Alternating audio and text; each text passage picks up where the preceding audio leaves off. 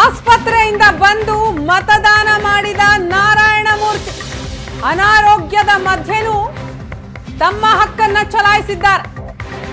ಎಲ್ಲರಿಗೂ ಸ್ಫೂರ್ತಿಯಾಗಿದ್ದಾರೆ ನಾರಾಯಣಮೂರ್ತಿ. ಅನಾರೋಗ್ಯದಿಂದಾಗಿ ಆಸ್ಪತ್ರೆಗೆ ದಾಖಲಾಗಿದ್ರು ಇನ್ಫೋಸಿಸ್ನ ಸಂಸ್ಥಾಪಕ ನಾರಾಯಣಮೂರ್ತಿ. ಅನಾರೋಗ್ಯದ ಮಧ್ಯೆಯೂ ಕೂಡ ಮತಗಟ್ಟೆಗೆ ಬಂದು ತಮ್ಮ ಹಕ್ಕನ್ನ ಚಲಾಯಿಸಿದ್ದಾರೆ. ಪತ್ನಿ ರಾಜ್ಯಸಭಾ ಸದಸ್ಯೆ ಸುಧಾಮೂರ್ತಿ ಜೊತೆ ಬಂದು ವೋಟಿಂಗ್ ಮಾಡಿದ್ದಾರೆ ನಾರಾಯಣಮೂರ್ತಿ.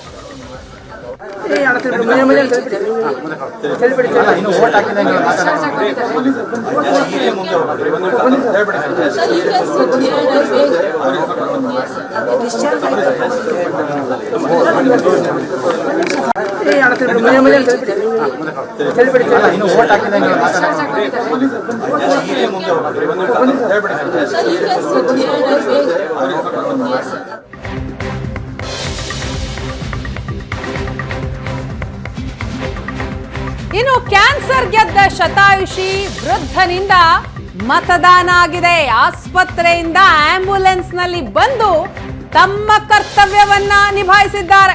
ತಮ್ಮ ಹಕ್ಕು ಚಲಾಯಿಸಿದ್ದಾರೆ ವೃದ್ಧ. ವಿಜಯನಗರದ 103 ವರ್ಷದ ಕ್ಯಾನ್ಸರ್ ರೋಗಿ ವೋಟ್ ಮಾಡಿದ್ದಾರೆ.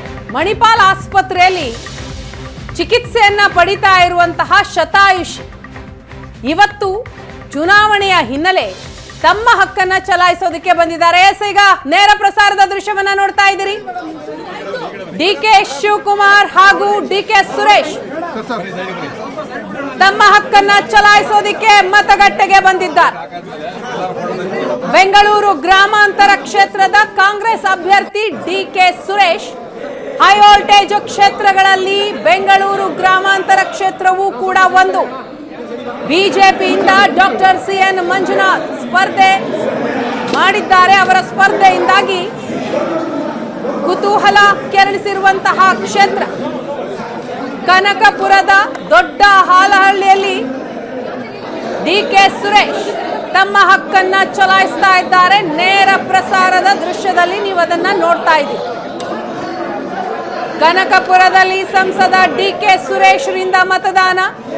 ಡಿಕೆ ಸುರೇಶ್ಗೆ ಸಹೋದರ ಡಿಸಿಎಂ ಡಿಕೆಶಿ ಕೂಡ ಸಾಥ್ ಕೊಟ್ಟಿದ್ದಾರೆ. ಅವರು ಕೂಡ ಬಂದು ವೋಟಿಂಗ್ ಮಾಡ್ತಾ ಇದ್ದಾರೆ. ಡಿಕೆ ಸುರೇಶ್ ಹಾಲಿ ಸಂಸದರು, ಹಾಗೆ ಬೆಂಗಳೂರು ಗ್ರಾಮಾಂತರ ಲೋಕಸಭಾ ಕ್ಷೇತ್ರದ ಅಭ್ಯರ್ಥಿ ಕಾಂಗ್ರೆಸ್ ಅಭ್ಯರ್ಥಿ ಡಿಕೆ ಸುರೇಶ್ ರಿಂದ ವೋಟಿಂಗ್ ಆಗ್ತಾ ಇದೆ.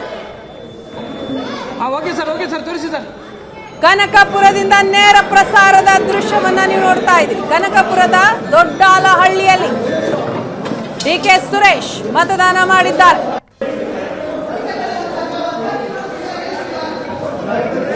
ಸರ್ ಎಲ್ಲದಕ್ಕೆ ಇದ್ದೀರಾ ಸರ್? ಡಿಕೆ ಬ್ರದರ್ಸ್ ತಮ್ಮ ಹಕ್ಕನ್ನ ಚಲಾಯಿಸ್ತಾ ಇದ್ದಾರೆ. ಜೊತೆಗೆ ಕುಟುಂಬದ ಸದಸ್ಯರು ಕೂಡ ಇದ್ದಾರೆ. ಡಿಕೆಶಿ ಅವರ ಪತ್ನಿ ಉಷಾ ಅವರು ಕೂಡ ತಮ್ಮ ಹಕ್ಕನ್ನ ಚಲಾಯಿಸಿದ್ದಾರೆ. ಕನಕಪುರದ ಮತಗಟ್ಟೆಯ ನೇರ ಪ್ರಸಾರದ ದೃಶ್ಯ ಇದು. ದೊಡ್ಡಾಲಹಳ್ಳಿ ಮತಗಟ್ಟೆ.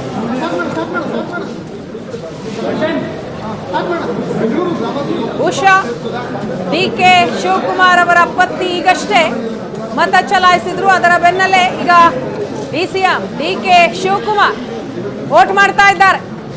ನೇರ ಪ್ರಸಾರದ ದೃಶ್ಯ ಇದು. ಹೈ ವೋಲ್ಟೇಜ್ ಕ್ಷೇತ್ರಗಳಲ್ಲಿ ಒಂದು ಬೆಂಗಳೂರು ಗ್ರಾಮಾಂತರ ಲೋಕಸಭಾ ಕ್ಷೇತ್ರ. ಬಹಳ ಕುತೂಹಲ ಇರುವಂತಹ ಕ್ಷೇತ್ರ. ನೆಕ್ ಟು ನೆಕ್ ಸ್ಪರ್ಧೆ, ಫೈಟ್ ಇದೆ. ಕಾಂಗ್ರೆಸ್ನಿಂದ ಹಾಲಿ ಸಂಸದ ಡಿಕೆ ಸುರೇಶ್ ಸ್ಪರ್ಧೆ ಮಾಡಿದ್ದಾರೆ. ಮತ್ತೊಂದು ಕಡೆ ಬಿಜೆಪಿಯಿಂದ ಡಾಕ್ಟರ್ ಸಿಎನ್ ಮಂಜುನಾಥ್, ಮಾಜಿ ಪ್ರಧಾನಿ ದೇವೇಗೌಡರು, ಹಾಗೆ ಡಿಸಿಎಂ ಡಿಕೆ ಶಿವಕುಮಾರ್ ಅವರಿಗೆ ಪ್ರತಿಷ್ಠೆಯ ಕ್ಷೇತ್ರ ಅಂತಂದ್ರೆ ಅದು ಬೆಂಗಳೂರು ಗ್ರಾಮಾಂತರ ಲೋಕಸಭಾ ಕ್ಷೇತ್ರ. ಈಗಷ್ಟೇ ಡಿಕೆಶಿ ಕುಟುಂಬ ವೋಟಿಂಗ್ ಮಾಡಿದೆ. ಕನಕಪುರದ ದೊಡ್ಡಾಲಹಳ್ಳಿ ಮತಗಟ್ಟೆಗೆ ಬಂದು ತಮ್ಮ ಹಕ್ಕನ್ನ ಚಲಾಯಿಸಿದ್ದಾರೆ. ಡಿಕೆ ಶಿವಕುಮಾರ್, ಪತ್ನಿ ಉಷಾ, ಮಗಳು ಐಶ್ವರ್ಯ ವೋಟಿಂಗ್ ಮಾಡಿಲ್ಲ. ಈಗ ನಾನು ನನ್ನ ಕುಟುಂಬ ನಾವೆಲ್ಲ ಬಂದು ನಮ್ಮ ಹುಟ್ಟಿದ ಊರಿನಲ್ಲಿ ನಾವು ಮತವನ್ನ ಚಲಾವಣೆ ಮಾಡಿದ್ದೇವೆ. ನನ್ನ ಮತ ಪ್ರಜಾಪ್ರಭುತ್ವದ ಹಬ್ಬ, ನಮ್ಮೂರಿನಲ್ಲೂ ಹಬ್ಬ, ಊರಿನಲ್ಲೂ ಹಬ್ಬ. ಸೊ ಎಲೆಕ್ಷನ್ ಈ ಊರಿನಿಂದ ಒಬ್ಬರನ್ನ 8 ಬಾರಿ ಅಸೆಂಬ್ಲಿ ಕಳಿಸವ್ರೆ. ಡಿ.ಕೆ. ಸುರೇಶ್ನ 3 ಬಾರಿ ಪಾರ್ಲಿಮೆಂಟ್ ಕಳಿಸಿದ್ದಾರೆ. ಸೊ ನಾವೆಲ್ಲ ಹೋಗಿ ನಮ್ಮ ರಾಜ್ಯದ ಜನತೆಗೆ ಸೇವೆ ಮಾಡಿದ್ದೀವಿ. ರಾಷ್ಟ್ರದ ಜನತೆಗೂ ಕೂಡ ಸುರೇಶ್ ಅವರು ಸೇವೆಯನ್ನ ಪಾರ್ಲಿಮೆಂಟ್ ಅಲ್ಲಿ ಮಾಡಿದ್ದಾರೆ. ಸೊ ನನಗೆ ಇಡೀ ರಾಜ್ಯದಲ್ಲಿ ವಿಶ್ವಾಸ ಇದೆ, ಒಳ್ಳೆಯ ವಾತಾವರಣ ಇದೆ. ನಾವೇನು ಜನರಿಗೆ ಮಾತು ಕೊಟ್ಟಿದ್ದು ಆ ಮಾತು ಉಳಿಸ್ಕೊಂಡದಕ್ಕೆ ಇವತ್ತು ಜನ ನಮಗೆ ಅತಿ ಹೆಚ್ಚು ಬೆಂಬಲವನ್ನ ವ್ಯಕ್ತಪಡಿಸ್ತಾ ಇದ್ದಾರೆ.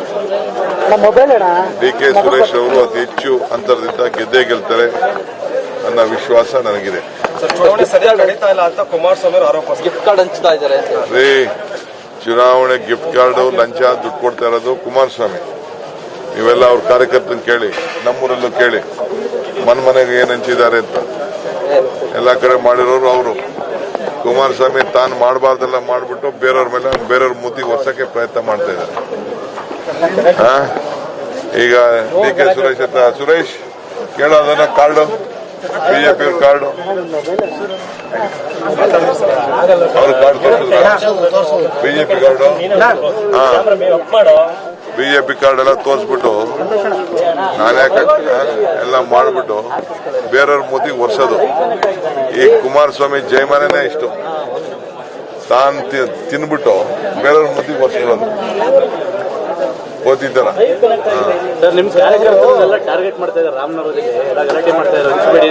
ಎಲ್ಲ ಕಡೆ ಅವರೆಲ್ಲ ಹಂಚಾಯ್ತು. ನಮ್ಮ ಕಾರ್ಯಕರ್ತರು ನಾವೆಲ್ಲ ಕೈ ಮುಕ್ಕೊಂಡು ಓಟ್ ಕೇಳ್ಕೊಂಡು ಬಂದಿದ್ದೀವಿ. ನಾವು ಬಡವ್ರು ಬದುಕಿ ನೋಡ್ತೇವೆ. ಬರೀ ಎಲೆಕ್ಷನ್ ಟೈಮ್ಗೆ, ಎಲೆಕ್ಷನ್ ಮುಂಚಿತವಾಗಿ ಎಲ್ಲಿಗೆ ಹೋಗಿದ್ರು? ಮಂಡಿಗೆ ಹೋಗಿದ್ರಾ ಕುಮಾರಸ್ವಾಮಿ? ಇಲ್ಲಾಂದ್ರೆ ರಾಮನಗರಕ್ಕೆ ಬಂದಿದ್ರಾ? ಇಲ್ಲಾಂದ್ರೆ ಕನಕಪುರಕ್ಕೆ ಬಂದಿದ್ರಾ? ಚನ್ನಪಟ್ಟಣಕ್ಕೆ ಹೋಗಿದ್ರಾ? ತನ್ನ ಸ್ವಂತ ಕ್ಷೇತ್ರಕ್ಕೆ ಹೋಗಲಿಲ್ಲ. ಅದಕ್ಕೆ ಎಲ್ಲ ಹಿಂದಿಂದಾಗಿ ದಳ ಬಿಟ್ಬಿಟ್ಟು ಬಿಜೆಪಿ ಬಿಟ್ಬಿಟ್ಟು ನಮ್ಮ ಪಾರ್ಟಿಗೆ ಸೇರ್ಕೊತಾ ಇದ್ದಾರೆ ಕಾರ್ಯಕರ್ತರು. ಲಾಸ್ಟ್ ಟೈಮ್ ಆರೋಪ ಮಾಡಿದ್ರೆ ಸಾಕು, ಈ ಸಲನೂ ಅದನ್ನೇ ಆರೋಪ ಮಾಡ್ತಾ ಇದ್ದಾರೆ. ಅದೇ ಆಯ್ತು, ಹರಿಶ್ಚಂದ್ರ ಮೊಮ್ಮಗ ಇದ್ದಾನಲ್ಲ, ಹರಿಶ್ಚಂದ್ರ ಮೊಮ್ಮಗ ಹೋಗಲ್ಲಿ ಎಲೆಕ್ಷನ್ ಕಮಿಷನ್ ಇದೆ, ಕಂಪ್ಲೇಂಟ್ ಕೊಡು ಅಂತೇಳಿ. ಸುಮ್ಮನೆ ಖಾಲಿ ಮಾತಾಡ್ಬಿಟ್ಟು ಹಿಟ್ ಅಂಡ್ ರನ್ ಮಾಡೋದಲ್ಲ.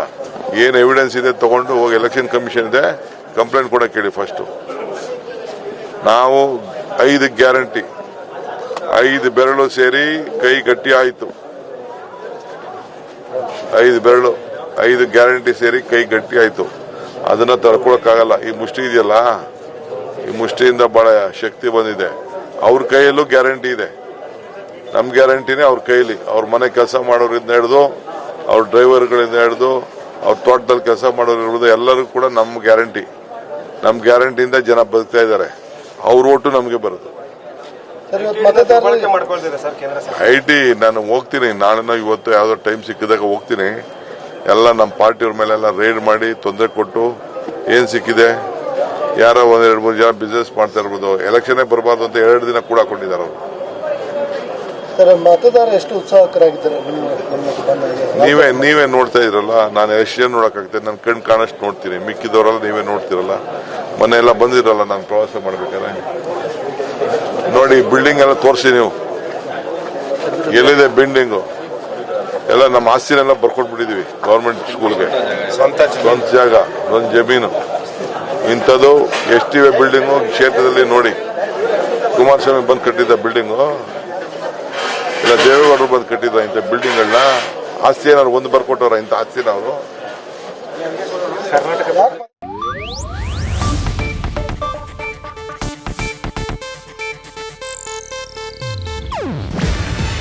ಇದು ಏಷ್ಯಾನೆಟ್ ನ್ಯೂಸ್ ನೆಟ್ವರ್ಕ್ ಪ್ರಸ್ತುತಿ. ನೀವು ನೋಡ್ತಿದ್ದೀರಾ ಏಷ್ಯಾನೆಟ್ ಸುವರ್ಣ ನ್ಯೂಸ್.